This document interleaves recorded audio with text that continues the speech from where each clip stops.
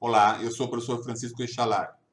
Neste vídeo, eu vou fazer um complemento ao vídeo cujo link aparece no topo da tela e também na descrição. No primeiro vídeo, eu falei de uma questão do Enem de 2019. Nesse primeiro vídeo, eu falei de como é que se poderia responder a questão a partir de um palpite. Como é que eu podia tornar o palpite mais consistente e, apesar de haver a dúvida inerente a um palpite, chegar na resposta certa. Neste segundo vídeo, eu vou apresentar uma solução mais tradicional, baseada no raciocínio lógico-dedutivo, a partir do conceito de função. No vídeo anterior, eu li em detalhe a questão. Aqui eu só vou repetir aquilo que tem mais a ver diretamente com a nossa solução. O enunciado fala de uma situação que se refere ao IDH. São apresentados os IDHs de 5 países. Ou melhor, é apresentada uma relação matemática entre os IDHs de 5 países. Não é apresentado nenhum valor específico. Então, o primeiro país tem IDH x. Se o IDH do primeiro é x, do segundo é raiz de x. Do terceiro é x elevado a 1/3. Do quarto é x ao quadrado e do quinto x ao cubo. Além disso, se apresenta também uma faixa de variação para o IDH, que está resumida aqui. Qualquer que seja o valor de x, os 5 IDHs estão entre 0 e 1. Então vamos olhar agora essas informações. O que nos interessa? A gente vai procurar identificar conceitos matemáticos nessa questão. O que aparece é o seguinte: cada um desses IDHs é uma potência de x. Então, do primeiro país é x elevado a 1, do segundo país é x elevado a 1/2. Lembrando, toda raiz pode ser transformada numa potência. O terceiro país está como uma potência, né? X elevado a 1/3, que também pode ser escrito como x elevado a 0,333 dízima periódica.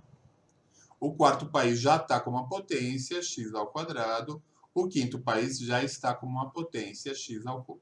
A pergunta do problema é: qual desses países tem o maior IDH? Ou seja, qual dessas potências tem um maior valor? O valor de x está determinado, é o IDH do primeiro país. A partir dele, qual dessas potências dá o maior valor? Ou seja, dá o maior IDH para o país correspondente. Então, o que a gente fez? A gente traduziu a pergunta do problema numa pergunta matemática. Dado x, qual dessas potências, x elevado a 0,33, x elevado a 0,5, x elevado a 1 ao quadrado ou ao cubo? Qual dessas 5 é maior? Então vamos lá, vamos agora analisar isso. Olhem para essas 5 potências. Tem alguma coisa que varia, alguma coisa que fica constante? Tem. A base é constante. E isso é engraçado, isso pode gerar alguma dificuldade, porque a base aqui está representada pelo x. E x é uma letra que a gente usa usualmente para variável. Nesse caso, não. Nesse caso, o x não é uma variável. Nessa situação específica, ele é uma constante. Para facilitar a linguagem, a gente vai traduzir, vai batizar o x de A. É a base dessas potências que eu estou comparando. Quem é que varia? É o expoente. O expoente é a variável que eu vou batizar de R. Então, o que eu quero saber? Eu estou analisando esta função aqui e quero responder a seguinte pergunta: para qual valor de R, y é máximo? A gente sabe que o R pertence a esse conjunto aqui. A gente está falando de uma função exponencial e a gente quer saber, para um certo grupo de valores do expoente, que é a variável independente da função exponencial, para esse certo grupo de valores do expoente, qual que vai resultar no valor máximo da variável dependente do y. E aí a gente tem que lembrar do seguinte: aqui a gente tem a função exponencial. O que a gente sabe sobre como ela se comporta quando o valor da variável independente varia? A gente sabe que ela é crescente se a base é maior que 1. E a gente sabe que ela é decrescente se a base está entre 0 e 1. E a gente, lembre-se, né, tem uma informação sobre o IDH. A gente sabe que ele está entre 0 e 1, ou seja, o x está entre 0 e 1, a base está entre 0 e 1. Ou seja, o caso que nos interessa é esse aqui. Quanto menor o expoente, maior o y. Ou seja, o expoente que vai dar o y máximo é o 0,33 ou 1/3, na questão alternativa C. Então, com isso, a gente chegou na resposta. Felizmente, chegamos na mesma resposta. Tinha que ser, né?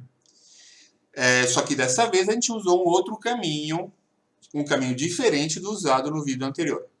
Eu queria assinalar 2 pontos importantes nesse caminho. O primeiro ponto, que talvez tenha sido o mais difícil, que é o seguinte. No enunciado, o que aparece? Aparecem estas expressões matemáticas aqui. Todas elas podem ser transcritas para essa forma.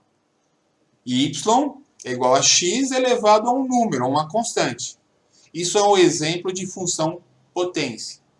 Então, cada um desses casos eu tenho o quê? Uma função potência. Agora, por causa da pergunta do problema, que pede para comparar cada um desses 5, por causa disso, eu comecei a olhar isso não como 5 funções potências diferentes, mas sim como 5 casos específicos de uma função exponencial. Que está aqui a função exponencial. Qual é a diferença entre a função potência e a função exponencial? Nos dois casos você tem o quê? Uma base elevada a uma potência. No caso da função potência, a base é variável. O expoente é sempre o mesmo, o expoente é constante. Então eu tenho x elevado a n. O x é a variável independente, o n é uma constante. No caso da função exponencial, é o contrário. A base é constante, é o a. O expoente é que varia. O expoente é que é o x.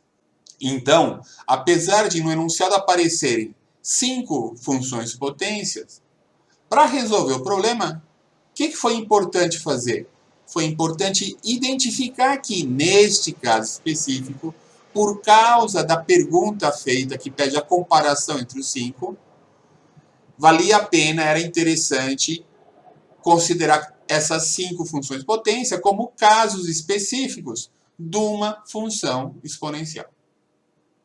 E aí a gente usou o quê? A gente usou o segundo ponto. Feito a primeira coisa, que é identificar, que talvez tenha sido a coisa mais difícil, aí a gente tem que recorrer àquilo que a gente sabe sobre função exponencial. E usando isso, a gente chegou na resposta. Então é isso. Coloque as suas dúvidas e sugestões nos comentários. Dá o like no vídeo. Se ainda não se inscreveu, inscreva-se no canal. Por favor, divulgue o trabalho. E até a próxima, então.